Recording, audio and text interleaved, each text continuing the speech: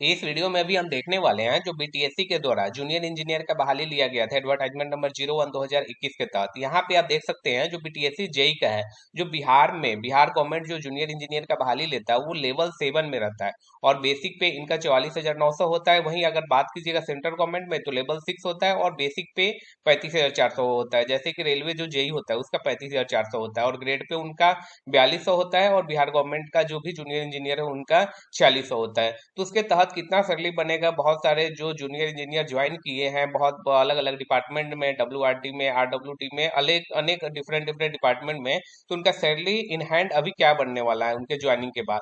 तो अभी देखिए, अभी सबसे पहले आप देख लीजिए कि बेसिक जो होता है, बेसिक जितना ज्यादा रहेगा सैलरी आपका उतना ज्यादा रहेगा। तो बेसिक यहाँ पे 44,900 हो गया, उसके अनुसार आपका डीए, इसका जो 44,900 है उसका डीए जो आपका महंगाई भत्ता जिसको बोलते हैं उसका 53% मिलेगा। वहीं बात कीजिएगा बिहार में, तो बिहार में आपका एचआरए 5%, 7.5%, 10% और 20%। 20% आपका जो पटना सिटी है उसके लिए केवल 20% रखा गया है और 5% उसके लिए है जो ग्रामीण इलाका में जो अभी कार्यरत है उनके लिए है। और वहीं अगर बात कीजिएगा,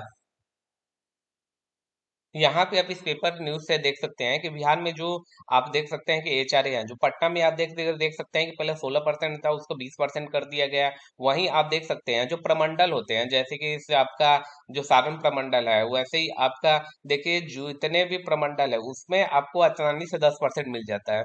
वहीं आप बात कीजिएगा जहाँ पे सब डिवीजन होते हैं, डिस्ट्रिक्ट के 2-3 पार्ट जो रहते हैं वहां पे आपको 7.5 मिलने वाला है। वहीं आप बात कीजिए अगर आपका ग्रामीण क्षेत्र में वहां पे 5% मिलने वाला है। वहीं अभी कुछ समय तक यहाँ पे 4% ही मिलता था, उसको अभी सिर्फ 5% कर दिया गया। ये सारे चीज जनरली डिपेंड कर रहा है और बहुत सारे डिस्ट्रिक्ट का भी 10% कर दिया गया है। तो अभी हम देखने वाले हैं कि डिस्ट्रिक्ट का और जो सब डिवीजन है जहाँ पे डेंसिटी, सब डिवीजन जहाँ पे डेंसिटी ज्यादा हाई रहता है उसकी महंगाई के अनुसार आपको एचआरए वहां पे दिया जाता है।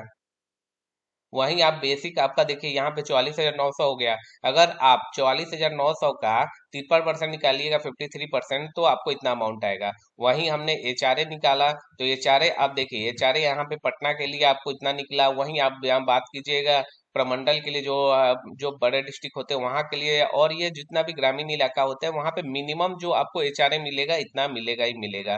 ट्रांसपोर्ट अलाउंस आपको जनरली आपको 1,000 तक मिल जाता है, कभी कभी ये वेरी भी करता है ऑफिस के ऊपर ही। वहीं अगर मेडिकल अलाउंस आपको 1,000 एवरी एम्प्लॉय को बिहार गवर्नमेंट डायरेक्टली दे देती है। वहीं आप बात कीजिए ग्रॉस सैलरी वो सैलरी होता है जितना आपका सैलरी टोटल बन रहा है, उसके बाद एक डिडक्शन होता है एनपीएस। एनपीएस आप देखिए यहाँ पे, एनपीएस क्या होता है, जैसे ये पटना में अगर आप रहिएगा तो आपका सैलरी जो बनेगा आप यहाँ पे देख सकते हैं। वहीं आप डिस्ट्रिक्ट लेवल पे वो पोस्टिंग है तो इतना आपका होगा। वहीं आप बात कीजिए ग्रामीण इलाका में तो आप इससे अगर 2,000 के आसपास आप 2-2,500 आप माइनस कर देंगे तो आप एक ग्रामीण इलाका का सैलरी आप आसानी से निकाल सकते हैं।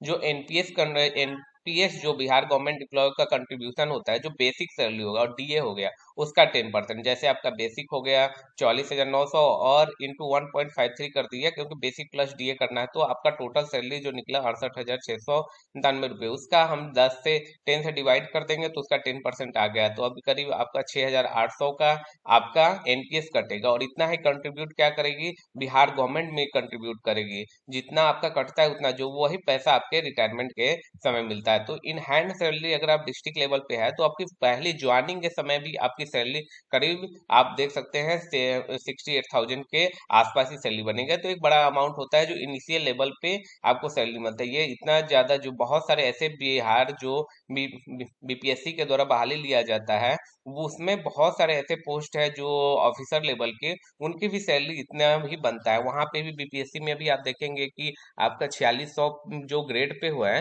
वो ग्रेड पे आपको उसमें करीब 50% सीट वहां पे बीपीएससी में लिया जाता है। यहाँ पे एक चीज और आपको दिखाने वाला हूँ, जो जो जिस ऑफिस में ज्वाइन किए हैं जितने भी स्टूडेंट, वहां पे उनके द्वारा सैलरी कितना बनेगा उसके अनुसार एक फॉर्म भराया भराया हुआ है। तो यहाँ पे भी आपको जो हाइड करके आपको दिखा रहा हूँ, यहाँ पे आप देखते चलिए, यहाँ पे टोटल इन्फॉर्मेशन लिया गया है। यहाँ पे आप देख सकते हैं सैलरी से रिलेटेड, यहाँ पे आप देख सकते हैं ज्वाइनिंग डेट कब है, उसके बाद यहाँ पे आपका रिटायरमेंट डेट कितना है, क्योंकि 60 साल जिस दिन आपका पूछ जाएगा उस दिन आपको यहाँ पे रिटायर कर दिया जाएगा।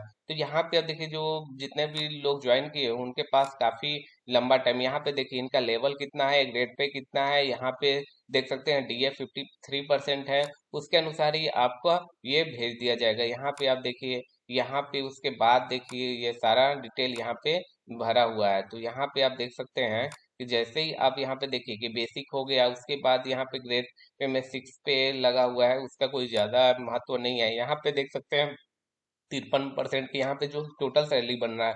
उसके बाद एचआरए जो ग्रामीण इलाका में है, जो इसको 5% मिल रहा है, वो दिखा रहा है। मेडिकल अलाउंस इतना बन रहा है। उसके बाद एंट्री एनपीएस कंट्रीब्यूशन आपको यहाँ पे दिख रहा है। इसके बाद जीआईएस दिख रहा है। तो ये सारे चीज कटने के बाद आपको यहाँ पे टोटल सैलरी आपका जो अभी मैंने अभी आपको सामने दिखाया, जो सैलरी आपका जो बनेगा स्टार्टिंग में, तो वो स्टार्टिंग में आपका सैलरी इतना बनेगा। और ये सैलरी कब तक आ रहा है, बहुत सारे जो जो जो साथी उनका इंक्वायरी था कि सैलरी कब तक आ जाएगा इन हैंड। तो ये करीब आपका इस महीने और करीब आपका मई के एंड तक में सैलरी आपका आपके अकाउंट में आ जाएगा, क्योंकि फर्स्ट टाइम जो सैलरी आता है उसके में थोड़ा टाइम लगता है। इसी कारण आज उसके बाद एक बार जो सैलरी आ गया, उसके बाद वो कंटिन्यू रहता है, क्योंकि पूरा डाटा आपके पूरा सिस्टम में डालना पड़ता है। आपका अकाउंट नंबर, आपका आईएफएससी कोड, उसके बाद आपका फुल इंफॉर्मेशन, और ये जितना भी अपडेट करने में एक साथ बहुत सारे लोगों ने ज्वाइन किया, इसी कारण और थोड़ा टाइम लग ही जाता है। एक बार आपका पूरा अकाउंट क्रिएट हो गया, उसके बाद दिक्कत नहीं होगा।